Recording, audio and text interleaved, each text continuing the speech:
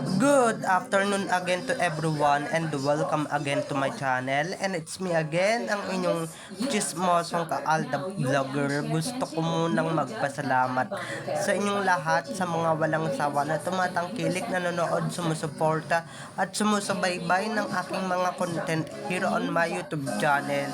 So huwag ninyong babaktawan o lalaktawan tong ating content ngayong araw. I'm sure na hindi ninyo pagsisisihan na pinanood nyo ito mula umpisa hanggang hulihan. And syempre, wag na wag kayong mag-i-skip ng segment, okay?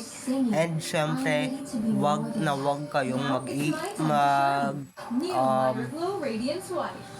na wag kayong magbabaktaw, okay? So, very interesting tong ating topic for today. Kaya tara na, dumako na tayo sa ating main topic for today's video. Mukhang magang-maga at depressed nga si Maine Mendoza, or should I say, si Clowney, dahil nga mawawala na siya ng kaban. Okay, napamparitoke niya. So, ito na guys, watch this. Mamaya ipapaliwanag sa inyo ng buong buo. So, ito na guys, watch this. Sa Bataan ay makikitang magang-maga ang mata ni Maine Mendoza at laki ng eyebags nito. Kahit nag-makeup siya ay kitang-kita pa rin na mugto ang kanyang mga mata. May mga lumabas na naman kasi na larawan kung saan kasama ng asawa niya si DPWH Engineer Henry Alcantara, pati na din ang mga larawan ng Wawaw Builders kung saan parte din si Arjo ng construction ceremony sa QC. Sa live kahapon ng Itbulaga kung saan ginanap sa Bataan ay makikitang magang-maga ang mata ni Maine Mendoza. At kung nakita nyo na ngayong recap, subansagin si TTO sa mga admins, dumako na tayo sa ating main topic for today's video. Gaya nga ng sinabi ko kanina, mukhang depressed or mukhang madidepress, mukhang mababaliw na nga yata etong si Clowney, or sige na nga sabihin na natin si Maine. Yun na nga yung paniwala ng mga taong bulag bobo. So, may mga gago talaga or talentado. Sorry guys sa words pero yun yung totoo, 'di ba? Yun yung katotohanan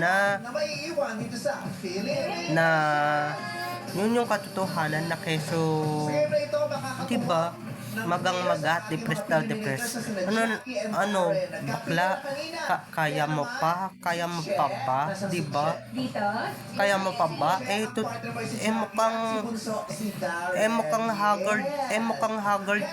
Mukhang haggard ka naman na. Mukha kang haggard. Ano ba yan, di ba? Nung nakaraan, ang saya-saya mo lang di ba? Ang saya-saya mo lang na nagpipiling. Ang saya-saya mo lang na nagsasaya, di ba? Liwaliw ka. Pero ngayon, di ba, mas lalo ka tuloy pumangit kasi nga, di ba, alam niyo naman pagka nakaburangot ka, pagka nakabusangot ka, o baka pag nakabusabos ang mukha mo, talagang papangit ka talaga ng bonggang-bongga. Gaya ni Clowney, pangit ka na nga nun, mas pamangit ka pa, di ba? Ay nako po. Sa bagay, di ba? Kahit anong gawin namang pagpaparito, okay, kahit ano namang gawing pagpapaganda at pagpapaayos niyan, pangit pa rin yan. Kahit naman hindi na yan bumurangot kahit hindi mag-isip yan ng bonggang-bongga, di ba? Papangit talaga yan si Chloe. Okay? 1, 2, 3, go! Doon ka na dumaan. Diba? Kita Evelyn, hindi nakakaintindi. Sabing doon na nga sa likod Nako, guys. Ito na nga, gaya nga ng sinabi ko kanina, may mga ganun talagang katakot-takot, diba? Or, diba? At ang laki na rin talaga, or malaki na rin talaga yung itatanda ni Maine. Dahil, diba, paniwala silang si Maine, si Clowney. So, sige, let's give them a benefit of the doubt. Diba na kasi main talaga yon, okay? Pero yun, yun na nga mga ka-ADN. Lang natin sila ng hustisya, di ba? Kung ano talaga yung gusto nilang paniwalaan, edi yun yung ikikwento natin, di ba? Noon pa nga guys, kung dati masayang masaya yan, dahil nga marami siyang mayat maya silang nag-abroad, mayat maya silang nagpapapasyal ng kanyang asawa. Talagang may mga, di ba, basta may mga ganun siyang instances dati pasyal ng pasyal, walwal ng walwal. Dati nga sa picture, nakukuha pa niyan mag-genuine smile. Ngayon, di ba, pag nagpo-post siya sa mga picture, waki-waki lang kahit na may problema, di ba? Ano lang, picture tapos buburangot agad ng bonggang-bongga, di ba? Ano ba yan? Di ba palibhasa nahuli na yung asawa mo o mahuhuli na yung asawa mo kaya hindi ka na masaya o wala nang kasiyahan sa pagmumukha mo.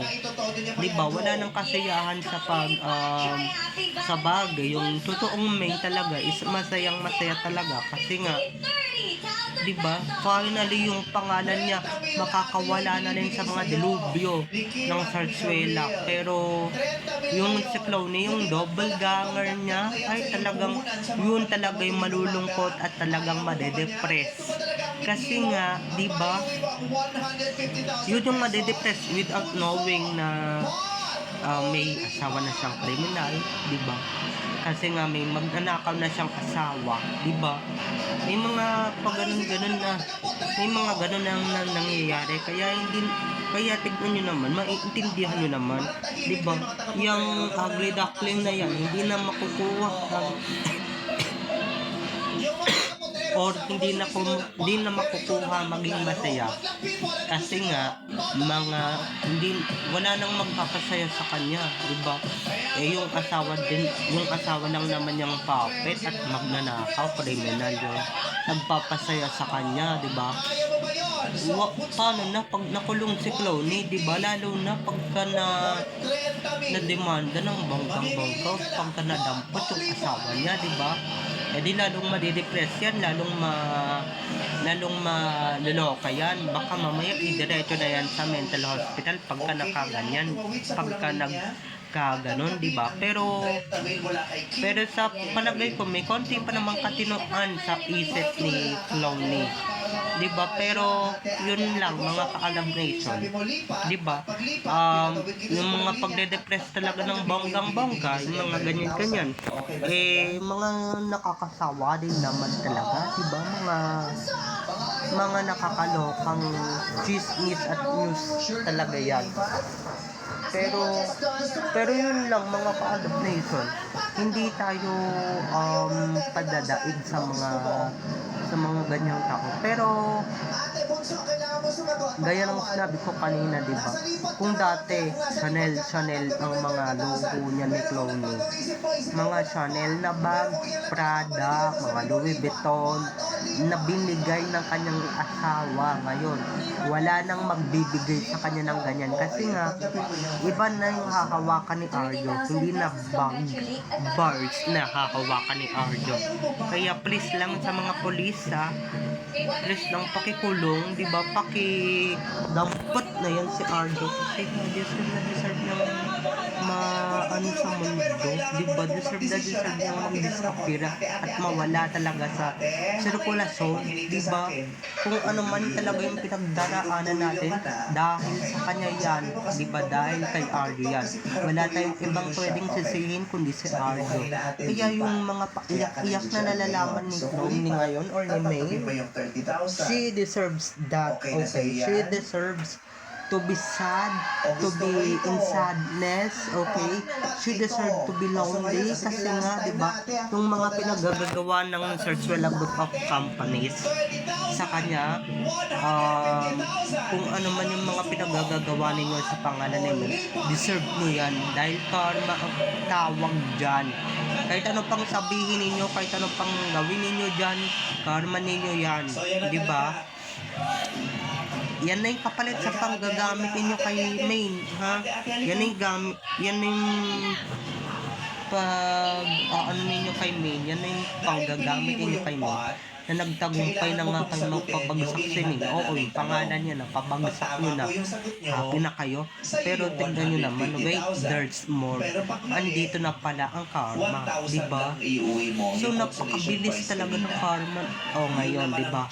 Maski yung account ni Main na si Cloney ang nilalaman na ngayon, hindi na rin nakuhang magmayabang, hindi na rin nakuhang ngumiti, hindi na rin makuhang mamasyal ng bonggang-bongga sa iba't ibang panig ng bansa or ng mundo na dati ginagawa niya kasama nga si Arjo, di ba? Kasama yung kanyang lovey husband or hubby. Kaya sorry ka na lang Ming, okay? Pero sorry ka na lang Cloney. Hindi pala si Main yan, okay? Take note. Dahil yung Main is maganda ng kaunti dyan. Or maganda talaga ng milya-milya dyan kay Cloney. Dahil yan si Cloney. Ito yung si Cloney na sinasabi ninyong si Main. Yan na ngayon nagparitoke. Pero effect pa rin or nga. Pero yung si Main, kahit na hindi yan magparitoke, wala, natural ang kagandahan yan. Hindi gaya ni Cloney na pinapakalat ninyong si Main.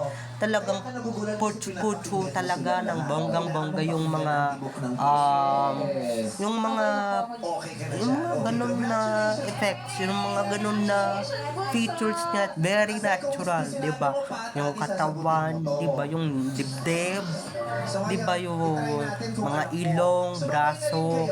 Yung si Cloney naman din, natural na lalaki na binisisan ng babae, na pang babae.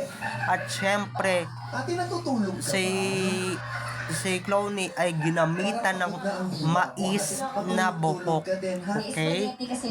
Ibig sabihin ng mais na buhok, guys, is yung mais na buhok, ito lang para sa mga hindi nakakaalam. Yung mais na buhok is yung blonding buhok. Yan yung ginamit na wig ni Cloney para magmukha talagang si Main. Pero yung iba na bodol talaga ng bonggang-bongga. Kaya ayan, diba? Onting-onti na lang talaga, mapupunta na yan sa depression. Diba? Mapupunta na yan sa ganon talaga mga ka-ADN. Onting-onti na lang talaga. Gumaganon na si Cloney, lumuluwag na yung tornilyo sa ulo. Kaya siguro hindi na nag-iisip ng bonggang-bongga. Hindi na nakakapag-isip. Nalilipasan pa nga yun ng gutom, kaya tignan nyo.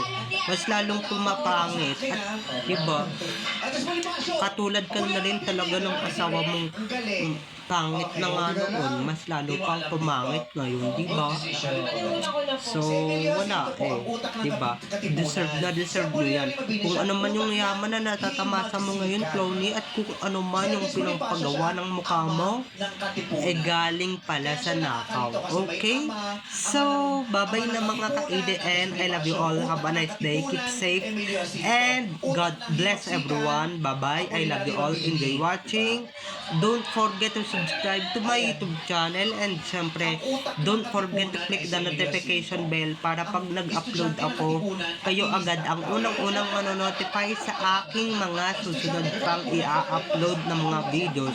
Okay, so bye-bye na mga ka-ADN. I love you all. Have a nice day. Keep safe and God bless everyone. Enjoy watching. See you on my next videos. Bye-bye. I love you all.